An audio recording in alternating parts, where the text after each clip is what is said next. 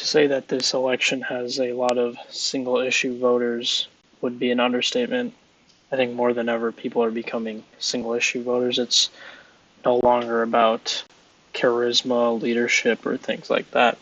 For a lot of people, the idea of abortion is their singular vote as to why they want to vote for Kamala Harris because she's outright spoken, protecting abortion rights. Although I would question her how she would be able to implement that if the Supreme Court struck it down. But um, I guess, abortion rights are probably going to be more likely to be protected under her presidency than Trump's presidency for sure.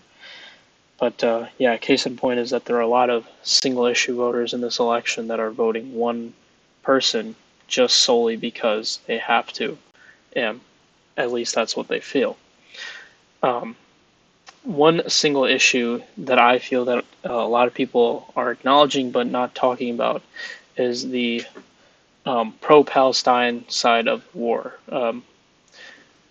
Kamala Harris has expressed numerous times that Israel has quote unquote the right to defend itself, and she has expressed that they were going to continually aid and fund humanitarian as well as military efforts for Israel, while also maintaining the idea of protecting human, innocent lives at all cost. They've tossed around the words like ceasefire, two-state solution, all those things, but they're clearly on the side of Israel as they are allied with Israel. And you could also argue that they get a lot of funding from AIPAC, which is a pro-Israeli PAC. So just tossing that out there. However, on the Trump side of things, if anything, they are more pro-Israel than any than any Democrat. Trump, he was just at a synagogue doing a bunch of Jewish rituals in honor of October 7th.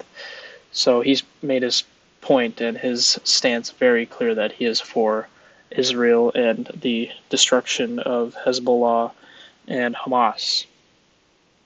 So, here on my college campus, as well as a lot of Muslims around the country, feel as though that they're pro-Palestine because they have a certain affinity towards the Palestinians, being obviously that they are both Muslim.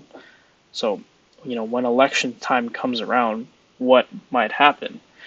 And this is what I think is going to cost Kamala Harris the presidency, as Muslims who tend to lean Democratic in the past are abandoning Trump by significant numbers. I have here in a survey that Jill Stein, which is the Green Party candidate who is pro-Palestine, at least more sympathetic to the Palestinian effort than Kamala Harris.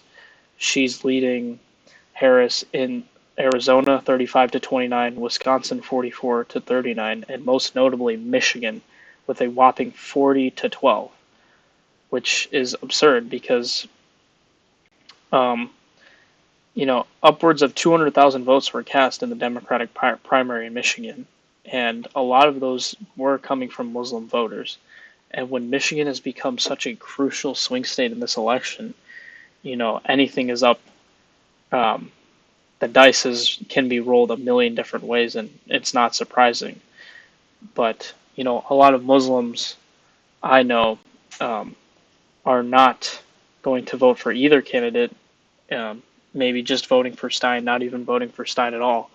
But you see the spoiler effect that I don't think a lot of people are talking about, where since Muslims in the past, since Democrats have relied on that Muslim vote, you will actually see a Trump bent and a Trump favorability in Michigan and Wisconsin and even in Arizona.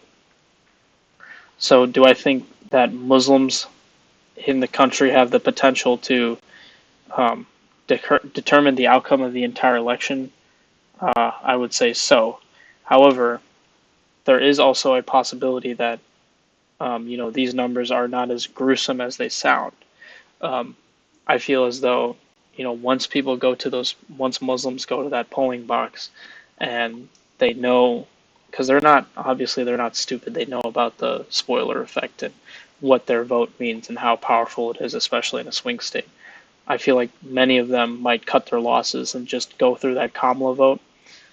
But I'm trying to put myself in the position of a Muslim who's very sympathetic towards the Palestinian effort. And me personally, I would not vote for someone who agrees with my single issue or disagrees with my single issue so much. So it'll be very interesting to see if miraculously you're a Muslim in a swing state. I would love to know what your thoughts on this and what you're planning to do, if you don't mind, obviously. But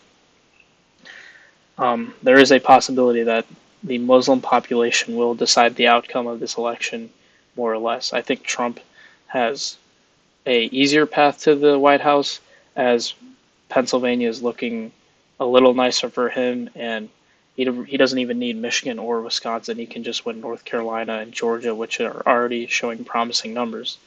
And on top of the fact, Donald Trump tends to exceed his polls numbers historically in 2016 and 2020. So the likelihood of that carrying on to this election is very probable. However, I'm also would not be surprised at all if this just goes out the door. Kamala wins every swing state because that's how close this election is. Um, so yeah, I will be giving my final prediction for the election in a couple weeks. My idea is a lot of gut feeling, and my ideas are a lot of, there is a general bias to it like everyone, but I'll try to be as unbiased as possible and see what happens here. But will Muslims decide this election? Let me know in the comments below. Thank you for watching. I hope you enjoy your day, and I'll see you tomorrow.